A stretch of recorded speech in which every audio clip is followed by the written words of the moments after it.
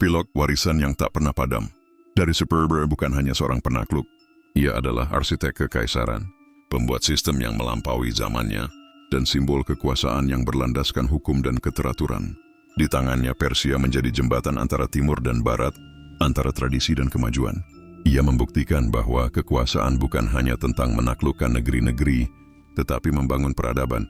Di balik batu Behistun, di balik Darij emas, di balik jalan-jalan kerajaannya, Darius masih berbicara tentang kebijaksanaan, tentang kekuasaan yang diemban dengan tanggung jawab, dan tentang impian seorang anak dari Parsa yang menjadi penguasa dunia.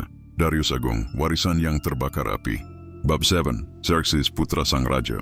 Ketika tubuh Darius disemayamkan di makam abadi di Naqsh-e-Rustam, kekaisaran Achaemenid tidak berguncang. Ia telah mempersiapkan segalanya. Sebelum wafat ia menetapkan Xerxes, putra dari istri utamanya Atosa, cucu dari Cyrus yang agung, sebagai ahli waris. Xerxes naik takhta dengan dukungan penuh dari para bangsawan dan pendeta, dan dunia menyambut raja muda dengan rasa hormat dan ketakutan. Xerxes bukan lelaki yang lembut, namun bukan pula pembakar dunia sejak lahir. Ia dibesarkan dalam istana Persepolis yang dibangun oleh ayahnya, dalam suasana disiplin, filsafat, dan kemegahan. Ia mewarisi kekayaan, kekuasaan, serta satu tugas yang belum dituntaskan, membalas Yunani. Darius telah gagal di maraton. Kini tugas itu menjadi beban di bahu Xerxes. Bab 7, persiapan untuk perang. Xerxes mulai mempersiapkan ekspedisi besar-besaran. Persiapan ini memakan waktu 5 tahun. Pasukan dari 20 satrapi dikumpulkan, tentara dari India, Babilonia, Mesir, Media, Lydia, Bactria, dan banyak negeri lain. Armada laut dibangun di sepanjang pantai. Fenisia dan Ionia, jembatan apung dirancang untuk menyeberangi Hellespont, penghubung Asia dan Eropa.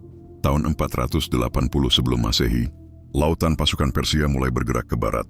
Dunia mengguncang. Di Yunani, kota-kota berseteru akhirnya bersatu di bawah ancaman ini.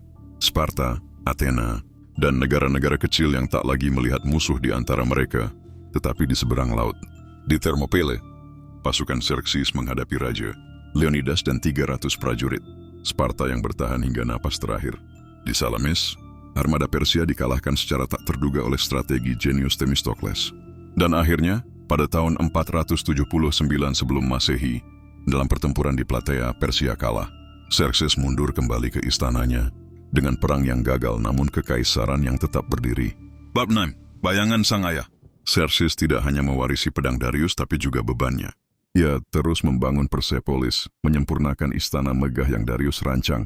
Pilar-pilar raksasa, ukiran raja dan rakyat, para delegasi dari negeri-negeri jauh, semua dibuat dengan keterampilan surgawi.